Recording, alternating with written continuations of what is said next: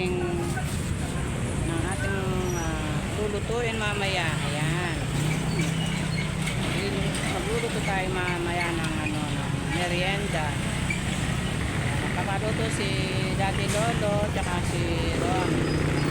Kami lang tatlo dito sa bahay. So, nandito siya. Napagupit si Ron.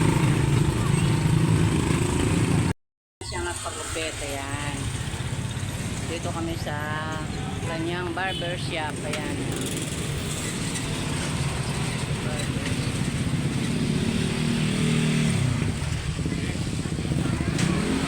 Ayan, pinamili ko din. Ayan, o. Okay na yan. No, pogi. Pogi ni Ron, o. Binata na siya. Pasukan na kasi. Mag-e-enroll siya. Kaya, pinaano ko yung buhok niya. Ayan. Ayan. Pamalengke na kami. Sige na. Diyan na yung oh, tingnan mo yung sakyan. Oh, titingnan mo yung sakyan, tan. Pauwi na kami. Nakapamili na kami ng aming mga lulutuin mamaya. Ayan. Tapos nang si Ron, magpa-bubet. Ayan, si Daddy Lolo, si Ron. Ito na, uwi na tayo. Ayan, pauwi na kami.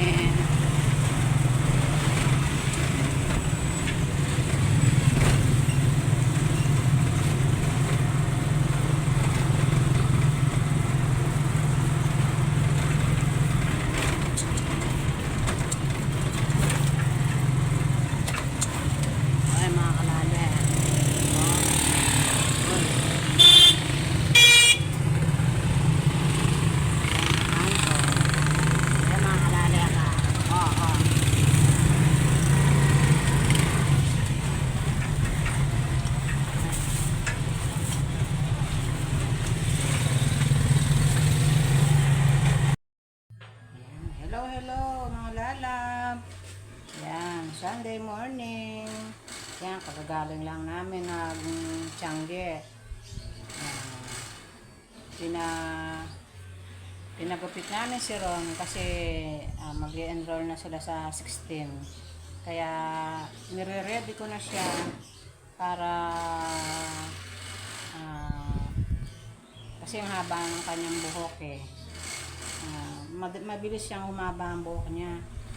Kasi yung pagugupit lang, 1 month lang ang pagitan, mahaba na. Malakas siyang humaba ang buhok. Kaya, kamusta na kayo? Magandang panahon ngayon. Kahit na mainit, hindi siya nakakairitang init niya kasi nga dumating na tagulan na talaga dahil marami na lugar ang inuulan yan. O mga lalab ka ng mga niluluto natin dyan sa ating mga kusina. Yan, ito nire-ready ko na yung aking estudyante. Ready na yung mga pantalon nila, yung mga susuotin nilang mga t-shirt, kumpleto na sila. Yan. Yung dalawa ko nga po nakabakasyon, si Ron lang ang nandito. Kaya itong lulutuin natin mga lalap ang merienda, hindi pang ulam. Yan. Namimiss daw nila yung yung lutong yung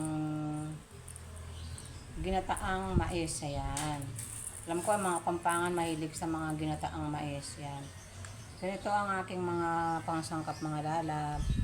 Papakita ko sa inyo para makita ninyo. Ito mga lalab yung aking lulutuin. Yan, bumili ako ng malagkit na bigas. Ayan. May kamahalan lang ang malagkit na bigas. Ayun, 60 ay 1 kilo. Kalahati lang nilagay ko mga lalab kasi 3 lang kami dito. Daddy Lolo namin tsaka si Ron. Yan, bumili rin ako ng mais. Yung puti na mais, yan. Fresh from the farm. Bagong ani. Tapos syempre, hindi nawawalan yung ating gata. Ayan, fresh gata, Coco Mama. At syempre, yung ating sugar. Yan, yung wash na sugar. At pag kinain na, pag luto na, kung gusto natin maglagay ng gatas, ito, maglalagay tayo ng gatas. Yun lang ang ating for today's video mga lalab. Ang ginataang mais. Yan. Samahan nyo ako sa ating pagluluto ng ginataang mais. Mga lalab, ito yung ating ginataang mais. Ayan. Malapot na yung kanyang ilagay ko na yung kanyang yung malagkit na bigas. Ayan. Ayan siya Maya maya lagay na natin yung ating gata.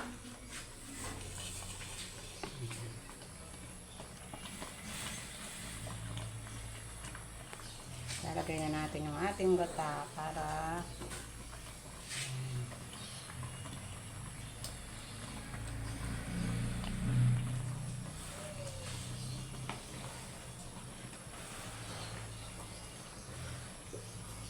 lagay na natin yung ating gata mga lalab. Ito yung ating Coco Mama. Ayan, yung ating gata.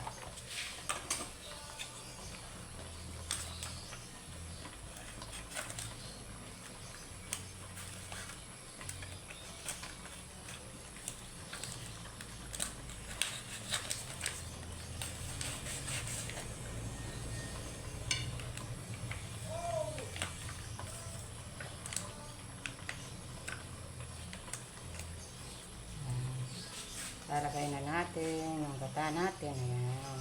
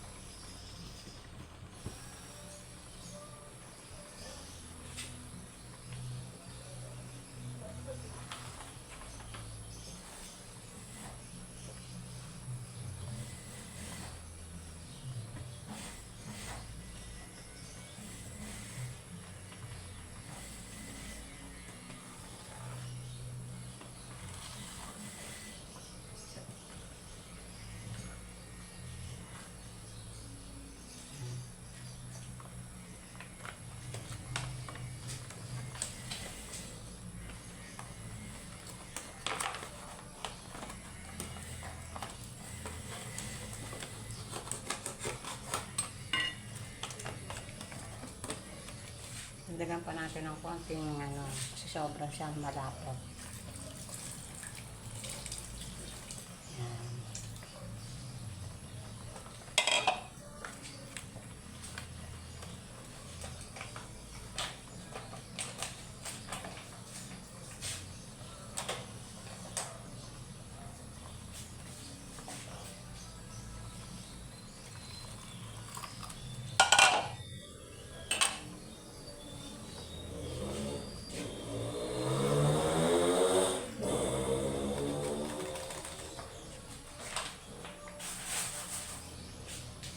Halu-haluin natin.